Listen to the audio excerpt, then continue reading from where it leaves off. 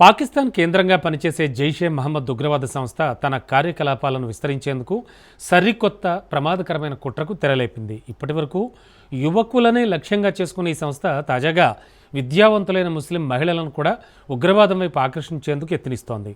ఇందులో మహిళలను చేర్చుకునేందుకు పాక్తో పాటు భారత్లోని కొన్ని ప్రాంతాల్లో రిక్రూట్మెంట్లు కూడా ప్రయత్నిస్తోంది. ఇప్పటివరకు మహిళలను వద్దన్న జైషే సంస్థే ఇప్పుడు మహిళలను తీసుకోవడానికి అసలు కారణాలేంటి, వాళ్లతో ఏం చేయించాలనుకుంటోంది, రిక్రూట్మెంట్స్ను ఎక్కడ మొదలుపెట్టింది? అసలు సింధూర్ దెబ్బకు మసూద్ అజార్ కొత్త కుట్రలు. భారత్ టార్గెట్గా మహిళా ఉగ్రవాదుల బృందం. జమాత్ ఉల్ మామినాద్ పేరుతో బి గ్రేడ్. పాకిస్తాన్ కేంద్రంగా పనిచేసే ఉగ్రవాద సంస్థ జైషే మహమ్మద్ పహల్గామ్ దాడికి ప్రతీకారంగా భారత్ జరిపిన ఆపరేషన్ సింధూర్తో జైషే మహమ్మద్ ఉగ్రముఠ ఆపరేషన్ సింధూర్ దెబ్బకు ఎవరు ఊహించని నష్టాన్ని చవిచూసింది. దాన్నిప్పుడు పూడ్చుకొని తమ ఉనికిని తిరిగి చాటుకునేందుకు సరికొత్త వ్యూహాన్ని అమలు చేస్తోంది. ఇందులో భాగంగానే మసూద్ అజార్ నేతృత్వంలోని ఈ సంస్థ తమ చరిత్రలో మొదటిసారిగా మహిళల విభాగాన్ని ఏర్పాటు చేస్తున్నట్టు ప్రకటించింది. గతంలో మహిళలను సాయుధ పోరాట మిషన్లలో పాల్గొనకుండా నిషేధించిన జైషే సంస్థ ఇప్పుడు వ్యూహాత్మక మార్పును ప్రకటించింది.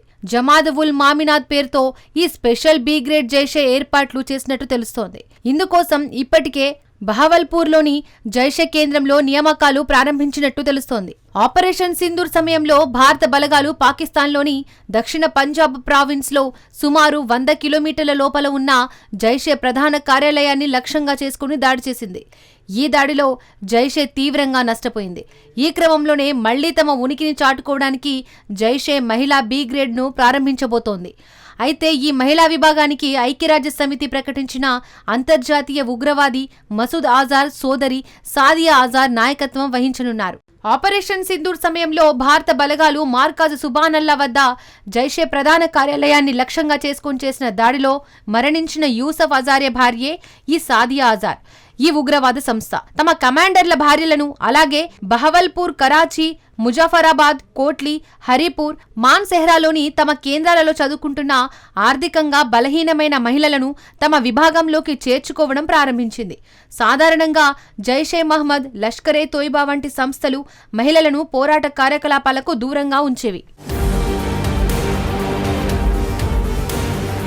కానీ ఐసిస్, బోకో హరాం, హమాస్, ఎల్టీటీఈ వంటి ఇతర ఉగ్రవాద సంస్థలు మహిళలను ఆత్మాహుతి దాడులుగా ఉపయోగించిన చరిత్ర ఉంది. ఈ విషయాన్ని గుర్తు చేసుకుంటూనే భవిష్యత్తులో జరిగే ఉగ్రవాద కార్యకలాపాల్లో జైషే కూడా మహిళా ఆత్మాహుతి దాడులను ఉపయోగించేందుకు ప్రయత్నిస్తున్నట్టు నిఘా వర్గాలు అనుమానం వ్యక్తం చేస్తున్నాయి. మసూద్ అజార్, అతని సోదరుడు తల్హా అల్ సైఫ్ సంయుక్తంగా ఈ నిర్ణయాన్ని ఆమోదించినట్లు, దీని ఫలితంగానే ప్రత్యేక మహిళా బి గ్రేడ్ ఏర్పడిందని నివేదికలు చెబుతున్నాయి. కాగా ఆపరేషన్ సింధూర్ సమయంలో బహవల్పూర్లోని ఈ జైషే ప్రధాన కేంద్రంపై భారత్ బాంబులు జారవిడిచింది.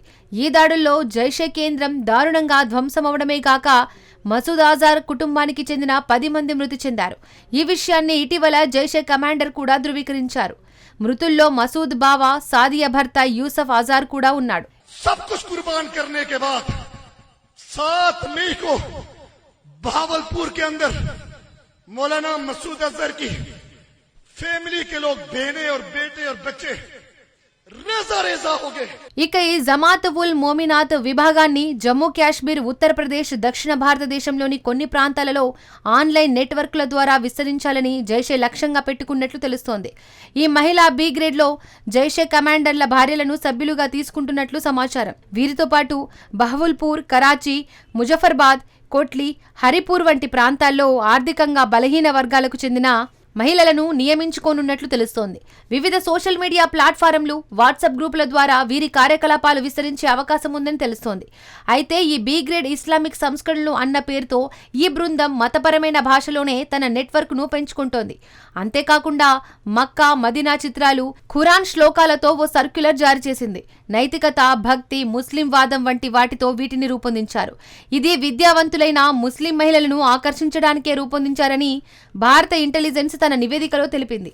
అయితే మొదట ఇస్లాం గురించి మాత్రమే చెబుతూ రాను రాను జిహాదీలుగా మార్చాలన్న లక్ష్యంతోనే ఇది పనిచేస్తోందని ఇంటెలిజెన్స్ ఓ నిర్ధారణకు వచ్చింది.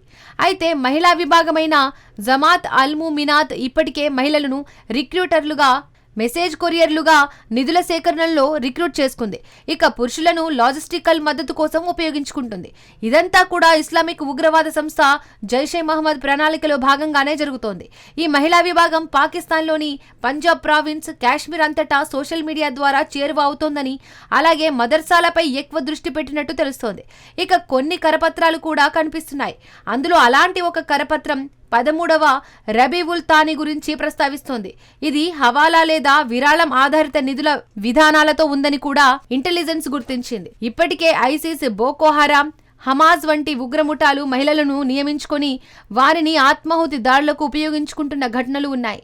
ఇప్పుడు జైషే కూడా ఆ పంతానే అనుసరించేందుకు సిద్ధమైనట్లు సమాచారం.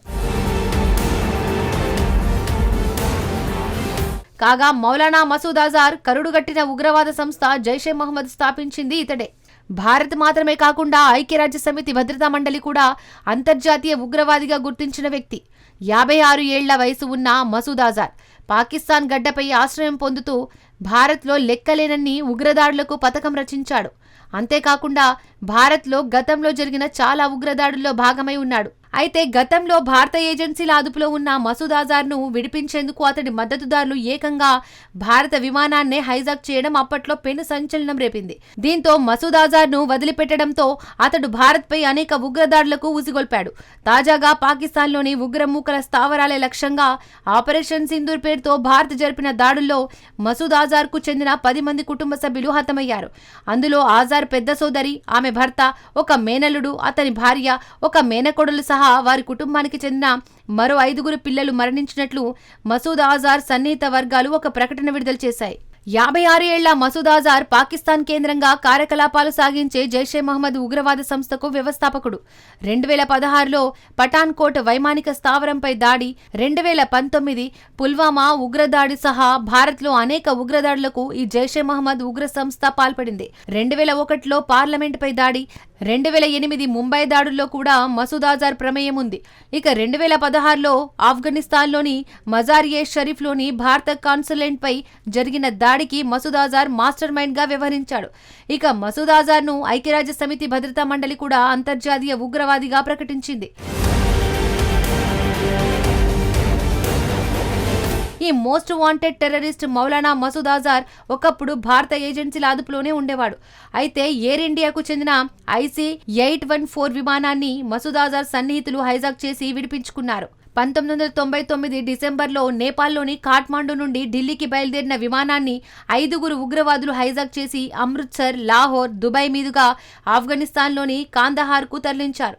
భారత ఏజెన్సీల అదుపులో ఉన్న బందీలను విడుదల చేస్తేనే విమానంలో ఉన్న వారిని విడిచిపెడతామని డిమాండ్ చేశారు. దీంతో మసూద్ అజార్తో పాటు మరో 2 ఉగ్రవాదులను భారత్ విడుదల చేయాల్సి వచ్చింది. ఇక గత కొన్నేళ్లుగా మసూద్ అజార్ పాకిస్తాన్లోనే ఆశ్రయం పొందుతున్నాడనేది బహిరంగ రహస్యమే అయినప్పటికీ ఆ దేశం మాత్రం వాటిని తీవ్రంగా ఖండిస్తోంది. ఇక ఈ కొత్త మహిళ బి గ్రేడ్ భారత్లో తన నెట్వర్క్ను ఏర్పాటు చేసే అవకాశం ఉందని నిఘా వర్గాలు హెచ్చరించినట్లు మీడియా కథనాలు తెలిపాయి. సోషల్ మీడియా, ఆన్లైన్ నెట్వర్క్లతో జమ్మూ కాశ్మీర్, యూపీ వంటి ప్రాంతాల్లో మహిళలను ఈ బి గ్రేడ్లో చేరేలా ఆకర్షించే ప్రమాదం ఉందని నిఘా వర్గాలు హెచ్చరించాయట. ఈ విషయం తెలియడంతో భారత అధికారులు అప్రమత్తమయ్యారు.